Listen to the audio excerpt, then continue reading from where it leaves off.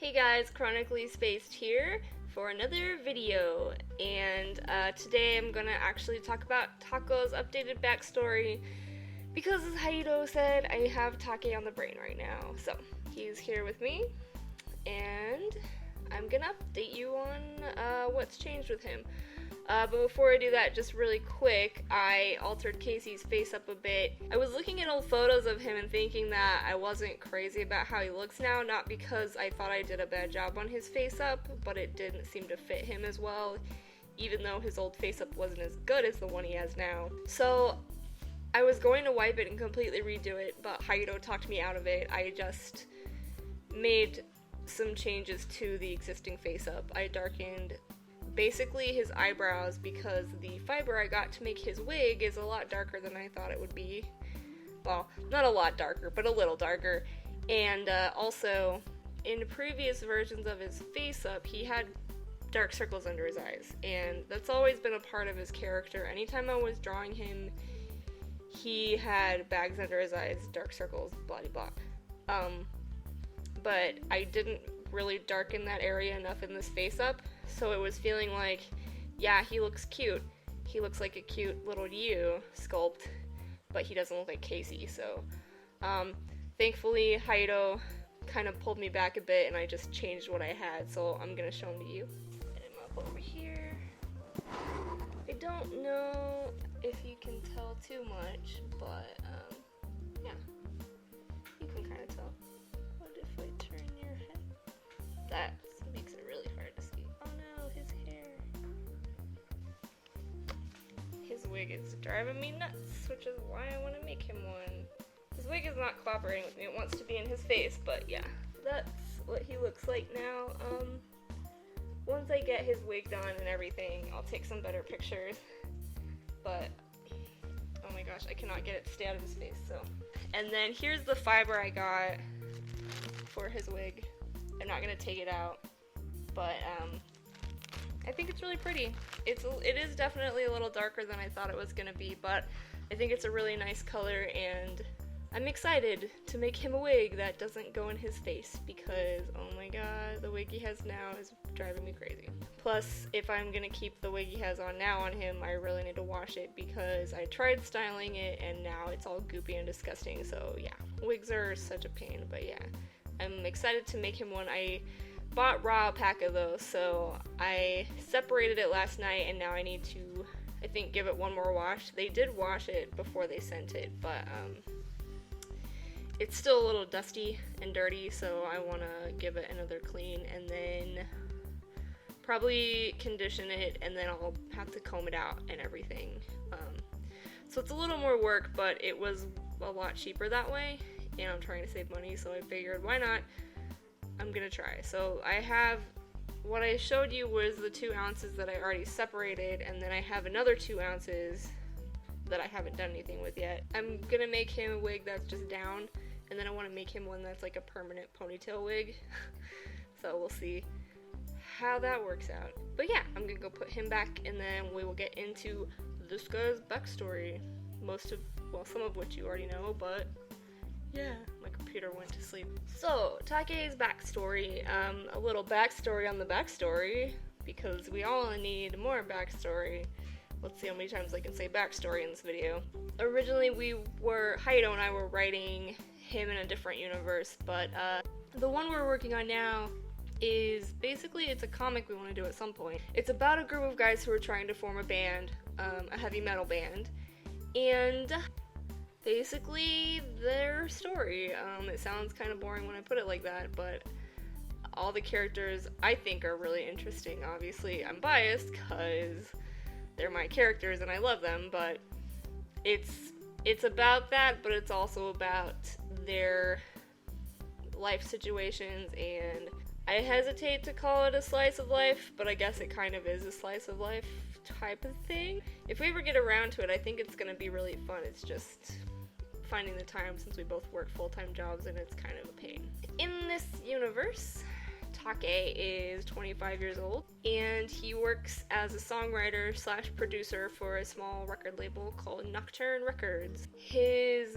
main job, he works with a bunch of different, it's very small, so there aren't too many talent acts associated with it yet, but he mainly works with an idol named Taka, who does like cutesy pop music.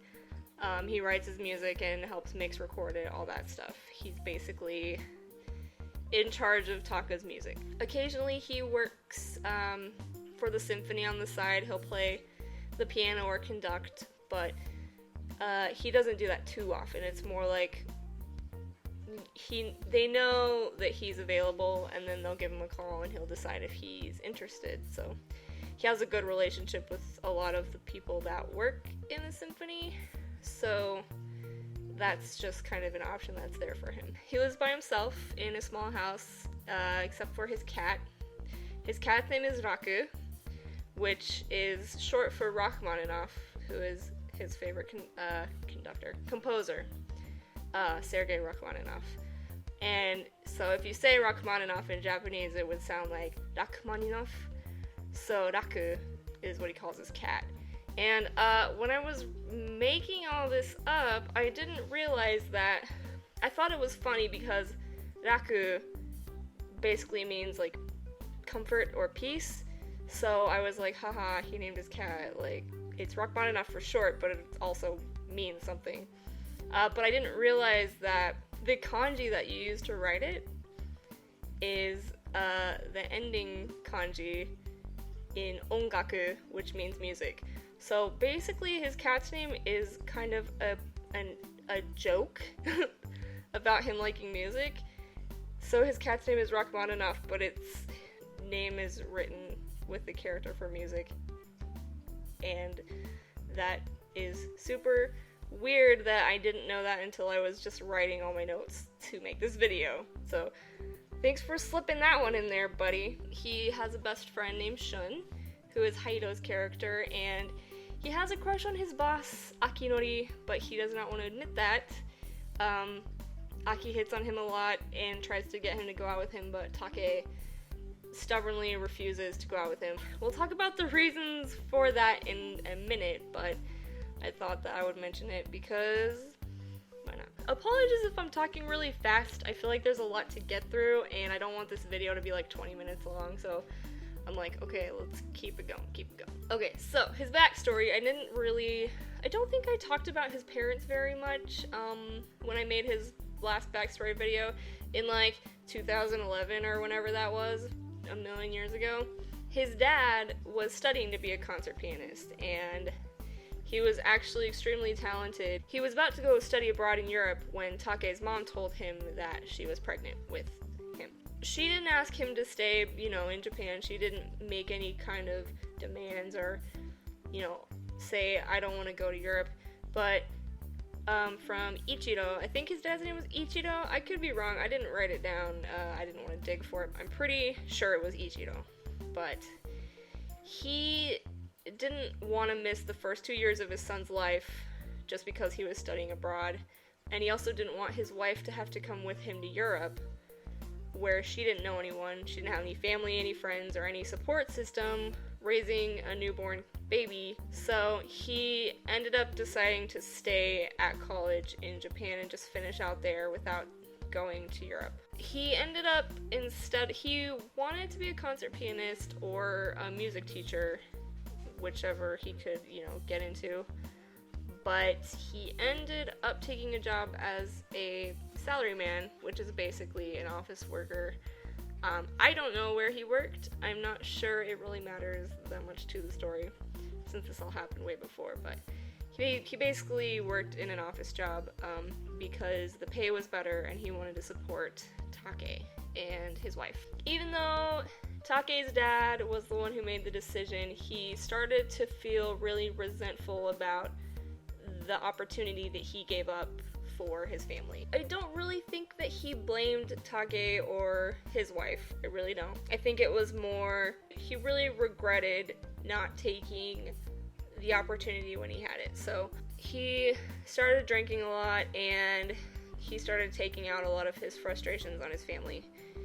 And just like in the original version of Take's backstory, when he was about 4, his mom left, and she left him with his dad, which is something that Take has never really forgiven her for. I don't know if it'll ever come up. I don't know if he'll meet her in the main storyline or not. I've considered it. I think it would be pretty interesting to explore that, but for now, she's just a non-entity, basically, in his life. His childhood was pretty rough. When he was 5-ish, his dad started teaching him how to play the piano. He was really strict and not particularly nice about it. Some of his methods were definitely abusive. He would basically punish Take if he didn't think he practiced enough. Sometimes he would drag him out of bed in the middle of the night to practice, and it was just a really uneasy environment. Take never felt like he could relax. He was always scared. He didn't know what his dad was gonna do. When Take was 12, there was an incident. I'm not really clear on the details exactly, but I do know that things got really bad, like even worse in comparison to how they were, and his dad basically, my cat just attacked my fingers. His dad basically flew into a rage, and basically Take was afraid that his dad was gonna kill him, so he fought back and accidentally ended up killing his dad. Yeah, so that's a different from before, but he did go to court for that. There was a big, messy trial and everything, but basically the judge ruled that he was defending his own life, so he did not have to go to jail. His uncle had come out to kind of look after him while this was happening, and after all of it was sorted out, his uncle helped him sell his dad's house and kind of square away the estate, I guess. After all that was done, Take moved with his uncle from Osaka, where he was born and where he lived with his dad, to Tokyo, where his uncle and aunt and cousins lived. So in Tokyo, he started at a new school, and he had a really hard time sort of getting acclimated to everything. He was really embarrassed by his Osaka dialect, which is Kansai-ben.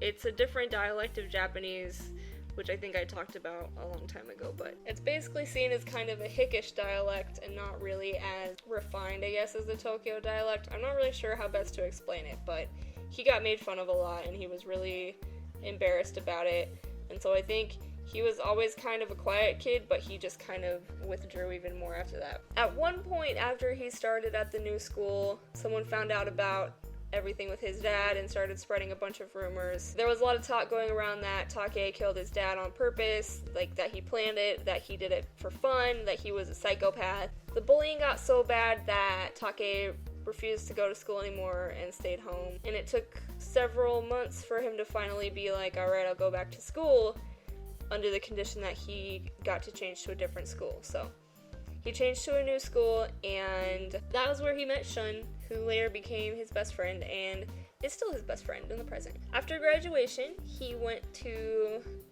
I forget the English name of it, Tokyo, I think it's like Tokyo School for Performing Arts or something, Gaidai. He was intending to become either a conductor or a concert pianist, and he ended up taking an elective for music production that he really liked, and so he changed his major to production and minored. I think he might have actually, he double majored, that was it. He double majored in music production and conducting and minored in piano performance, because apparently he's a masochist and wanted to have no free time and try to kill himself with all the classes, because holy crap, I was gonna double minor and then I dropped it because it was too much work. So this guy is a masochist. As if that wasn't enough, while he was in school, he also did some teaching, like, beginner piano lessons to make some extra money, and so basically I don't think he really slept when he was in school. Yeah, I don't believe that he did. I think that he just worked and, like, maybe power napped sometimes. So I'm sure he was really fun to be around. Sorry, Shun. During one semester, he studied abroad in Austria, and then during his senior year, he got an internship at a small recording studio, which ended up being where he works now. So He basically interned there, and then Higoshi, his boss, Aki, liked him so much that he he offered him a job after he graduated, so that was cool. So his personality, you guys pretty much know already. Haito calls him the porcupine because he's so prickly and hard to get close to. He is extremely protective of people who do get close to him, which you will see in the story I want to read for you guys that I wrote last week. It's just like a little scene that I wrote, but yeah. Overprotective, bear, mama, Take. He doesn't have a problem saying what he's thinking. He doesn't mince words. I guess he just thinks it's a waste of time to try to sugarcoat things, but because of his past, he has a really deep fear of abandonment. He has this constant feeling that everyone he cares about is going to leave him. He had an extremely unhealthy relationship in college where he dated someone who, he basically changed a lot of things about himself to try to please this person and keep them around, and it didn't work. So he got heavy into drinking because this person was into getting drunk and partying, and he had said his whole life he would never drink because of his dad, so he ended up actually it got pretty bad before he finally cut it off. And so I think he's kind of sworn off romantic relationships at this point in the story because it's too painful for him. He doesn't want to deal with it. He doesn't want to feel that constant fear that he's going to be left or abandoned, and he also doesn't want to put that on someone else because he feels like that's a lot to put on someone else's plate. I've had this horrible thing that's happened to me with my mom and then with my dad, and he doesn't want someone to feel like they're responsible, I guess, for dealing with his feelings. He doesn't want to be a burden. He doesn't want to be something somebody sees as just baggage. So for him right now, he just feels like it's easier not to get close to anyone except for Shun, obviously. He's really lonely. Look at his face. I know, he just looks pissy. He doesn't look lonely. There's sadness in that pissy face. Yeah, so as we all know, he doesn't like to be wrong. He's arrogant, thinks highly of himself, and he's got a smart mouth. He's sarcastic. And even though he's introverted, he is not shy at all. So yeah, that's Take. You all pretty much knew about him. The only other thing is that I always imagined his character with this crazy hair. Like, if you see him in pictures, I usually have it, sticking out like nuts because I always imagined him having little cowlicks and stuff, but in the story, it seems that he wants to have all his hair cut off, so I'm gonna make him a new wig, shorter wig, and that'll be fun. I'm hoping that'll kind of freshen him up for me because I've been thinking about wiping his face and I don't think I want to do that. But yeah, this is going on for forever. But yeah, I hope you guys enjoyed hearing about Take. Next, I really want to talk about Solo's backstory since he's from the same storyline as Take. I don't know, I always poke him when I talk about him. But yeah. Oh my goodness, I'm gonna stop now. So, thank you for watching, and I will talk to you later, guys. Bye.